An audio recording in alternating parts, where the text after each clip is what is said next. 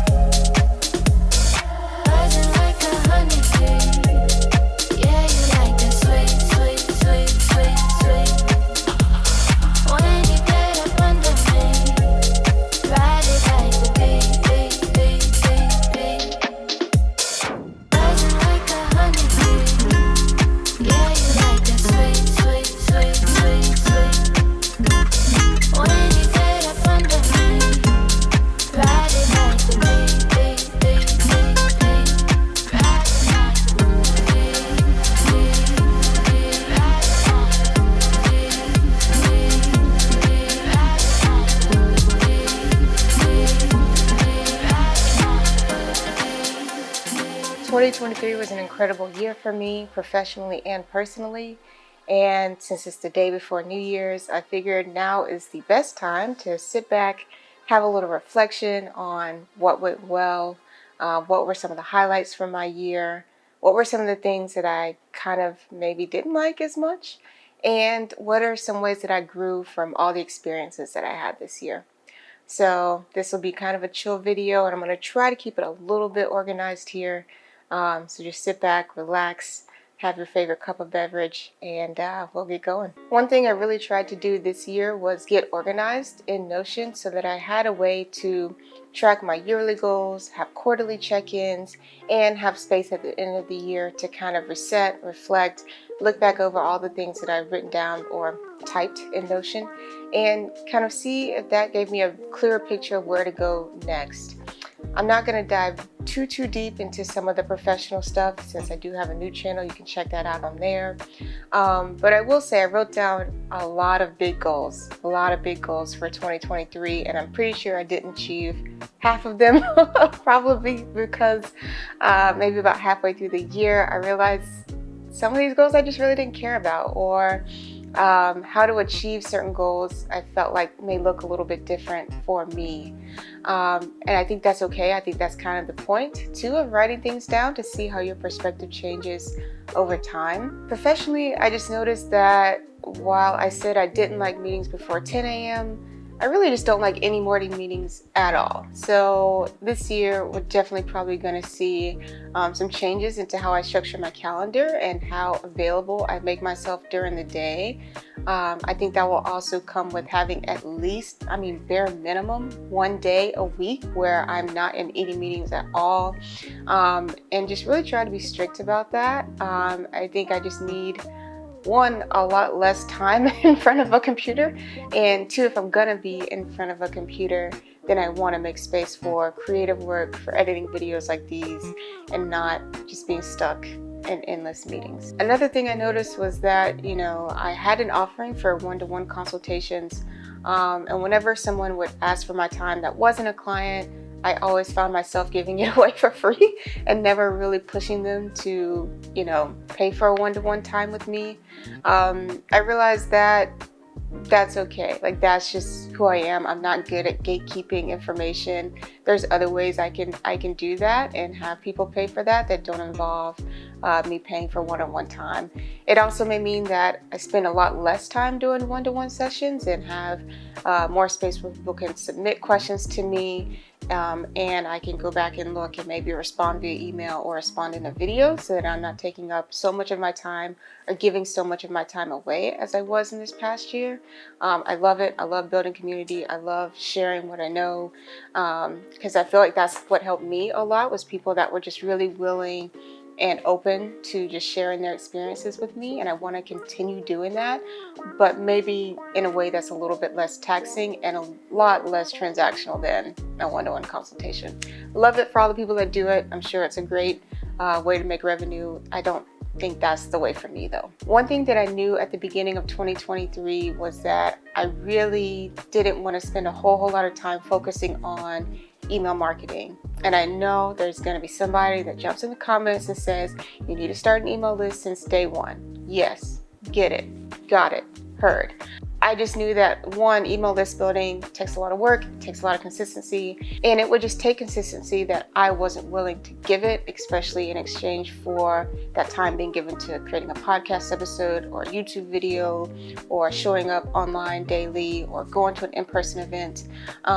It just wasn't a priority. So yes, I collected emails, but I just knew I wasn't going to focus on email list marketing or email marketing a whole lot. However, I did start a Substack in November, and I love it. I think there's such a big difference between publishing writing and doing email marketing. Like, email marketing is definitely a lot more transactional, and I think once I was able to reframe my mind about what a newsletter could be and all that it could be, that started to change my perspective a lot. And so for anybody who's looking to start an email newsletter, that would be my suggestion, just to sit down and think about what you truly want out of it.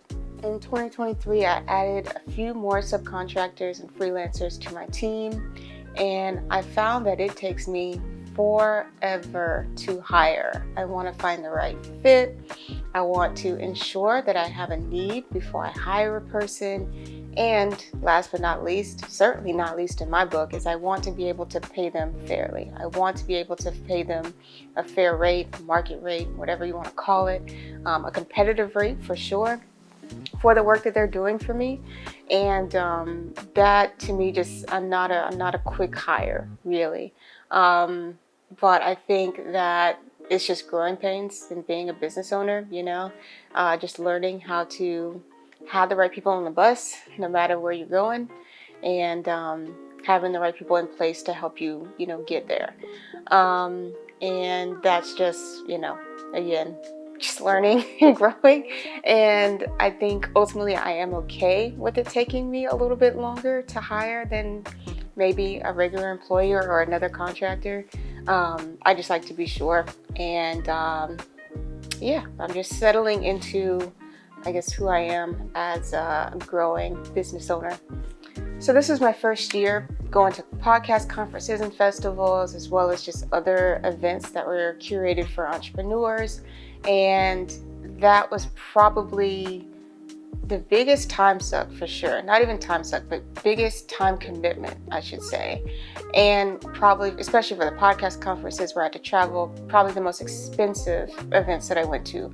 But when I say that they were the biggest return on investment, they were the most meaningful. I developed some of the deepest relationships while going, and I had a great time. I challenged myself. I spoke at a couple conferences, got to attend some great sessions and learn a lot, and definitely something I want to continue in 2024. I just felt like they were so valuable, so meaningful, and I just can't wait to see what else 2024 has in store in terms of meeting people. And I say this as a known introvert. I really don't like being in crowds that often, so it does kind of drain my social battery. Like, it is a lot, but having the time to prepare, to be intentional, go do what I have to do, and then I can come home and kind of relax, isolate, if you will, for a couple of days. It makes it worth it. It makes it so worth it. I mentioned speaking at events, especially those podcast festivals, and I've been on some other marketing panels this year.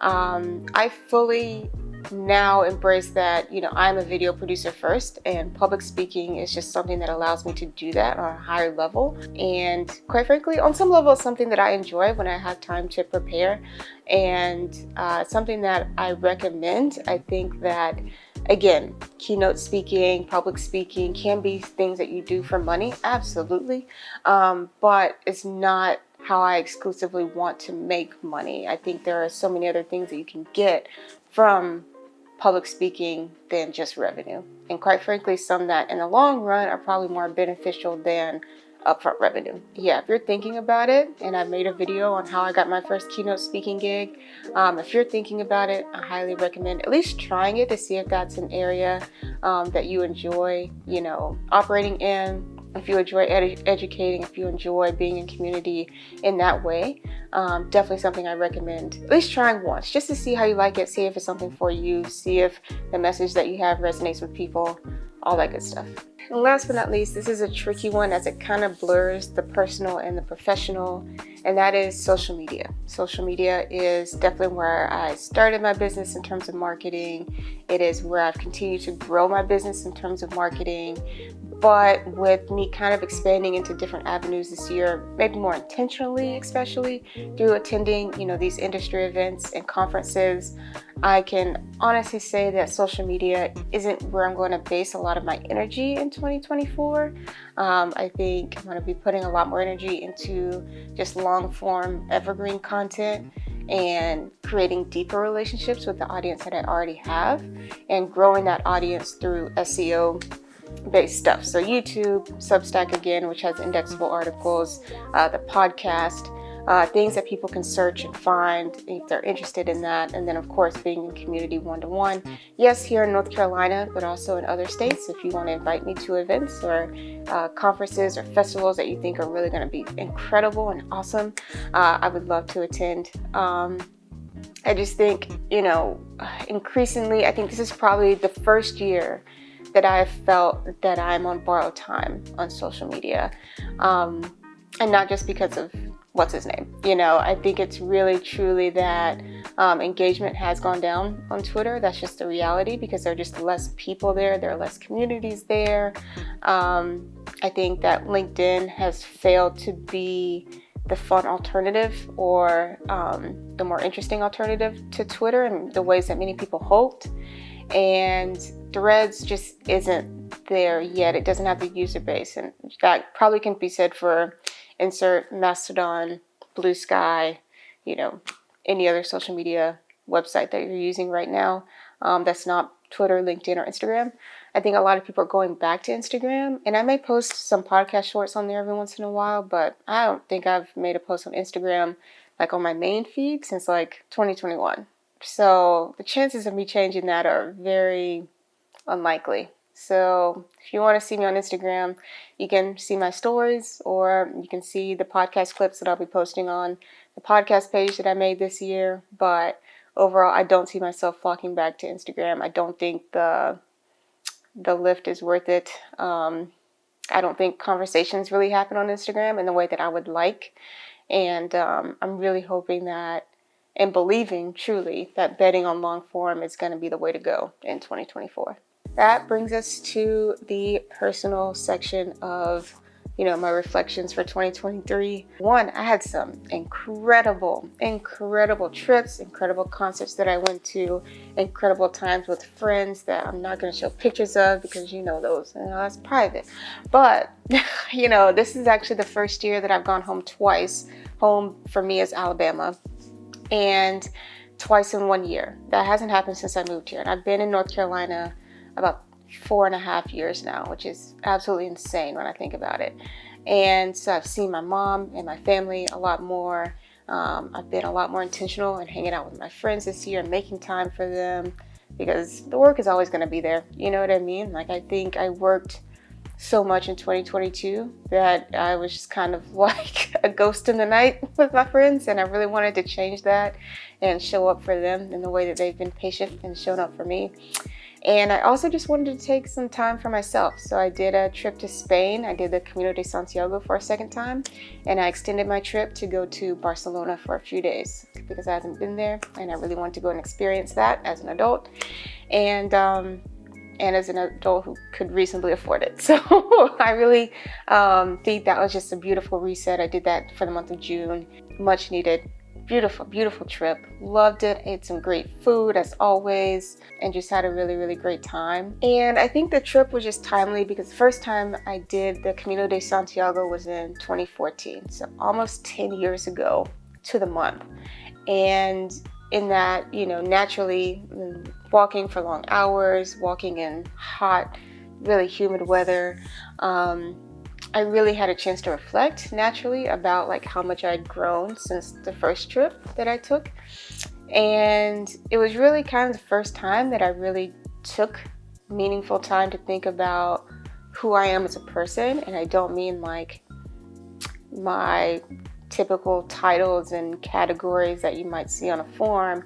What I mean is like, settling into, my personality, my confidence, my career, all of those things that, I might not make the time to pointedly think about on an everyday basis, just because it can be uncomfortable at times, or even, I don't know if there's a better word that I can think of, but it can just be, like, why would you normally think about who you are? And I think part of the reason that thought process came to me was because as I go into my 30s in 2024, I think you have to be comfortable with who you are. You have to be not just comfortable, but truly confident in like, this is who I am. And, at the end of the day, I'm working towards, am I truly working towards the best version of who I can be? What are the gaps that exist between the person that I know that I am today and where I am in life and where I would like to be and who I would like to be and the things that I would like to be doing. And I think sometimes that's the most difficult probably conversation you can have with yourself, is to, it's easy to celebrate when you have a win, but it's maybe not as easy to say, well, maybe there's some things that I could be doing to be better or do better. And I appreciate the time that I had to really kind of give that some thought and really think about how I show up in different spaces. And I think that was probably a big part of coming back from that trip refreshed and renewed and rejuvenated, and really believing in the course that I've set for myself, and really set on, having that renewed energy to go after all the things that I want in this life. So I got a little existential, but hopefully you can appreciate that.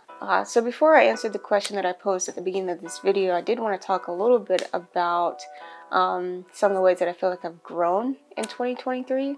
I feel that I've grown as a writer, especially. I think just when forming a daily writing habit, which I started in 2021, I believe.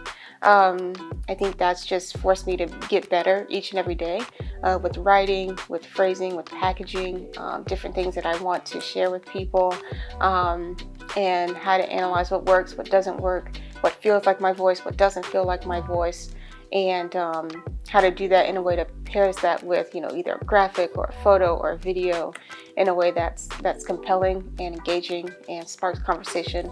And that's always been my goal. I feel like being a writer, being a good writer, being a great writer, even if you wanted to go that far, is the foundation for being a better creator in every level. Being able to, one, communicate with yourself, like being able to put your vision on paper, being able to communicate with others, your audience, if that's what you want to call them, being able to communicate with your community, being able to communicate with clients and organizations and brands. It all comes down to being a great writer.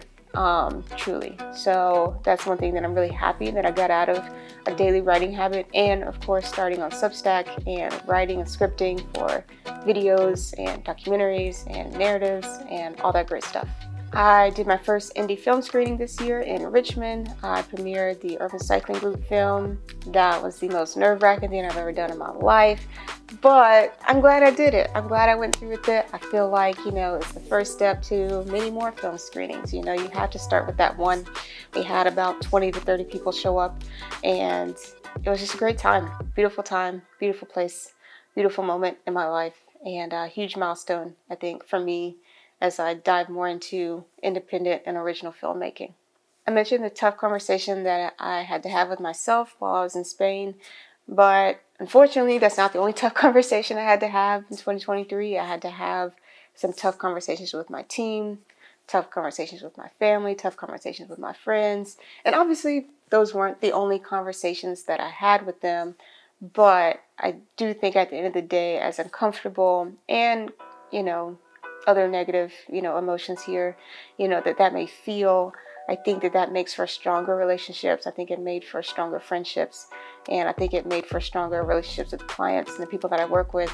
And for that, I'm grateful. I feel like so often we as people, we shy away from talking about tough things, not realizing that having those tough conversations make things stronger. Tough situations make people stronger. It's the same thing. So December also marks 1 year since I rebranded my business to Rootful Media. I remember my first name was AJ Studio, and I had that name for pretty much 6 years. And then on my 7th anniversary, I was like, okay, I'm ready to rebrand. I'm ready to make it more focused. And I think that has achieved that goal. And I really think since I've rebranded, the vision for the business has become so much more clear and so much more focused. And my actions to achieve those goals have become so much more intentional. And I think that's what it's all about. I think it can be scary to rebrand. It definitely was for me. It took a long time to get it done legally, but it was just so worth it. And I think that I've begun to and continue to attract the people and the organizations that I want to work with, which is ultimately what really matters. The question I posed to myself at the beginning of this video and at the beginning of the year really came from the fact that in 2022, I was so focused on working. I was so focused on growing the business that I really didn't make time for much else. And there's so much more to life than working. And even as an independent creator, even as a freelancer, even as a creative entrepreneur, I love what I do. And so it's easy to get bogged down in loving what you do and not making time for much else. I wanted to make more space in my life for gratitude. I wanted to make more space in my life for the people in my life that make me who I am. And I think I accomplished that. I think ultimately what I realized was that I need the relationships that I have with my life, and I need time for myself. And I think that, I may not always have as much time to myself as I would like, but that's okay. I have enough. I know how to make time for myself, and I know how to make time for my friends and still turn a profit in my business. And maybe my growth is a little bit slower than others who just all in all the time, but I'm also a lot healthier, I feel like, in my life than others. I'm not sacrificing anything to have the career that I want or the life that I want. And at some point, maybe we'll talk about how I feel like sacrifices are a myth. But for now, I think that answers my question. And if you want to start a yearly reflection, it's definitely not too late. There are a lot of guides, if you will, guiding questions that people like Ali Abdaal, Dickie Bush, James Clear, all those type of people that pose these questions for you to think about at the end of the year. And if you are subscribed on the Substack, please host responsibly. I will link it below. I will give you the link to all of those things, and hopefully share so much more with you about creative entrepreneurship, founder profiles, marketing, visual storytelling, all of those good things. So subscribe below to the Substack, subscribe here on YouTube if you are into that sort of thing. And thank you guys so much for watching, and I will catch you guys in the next video.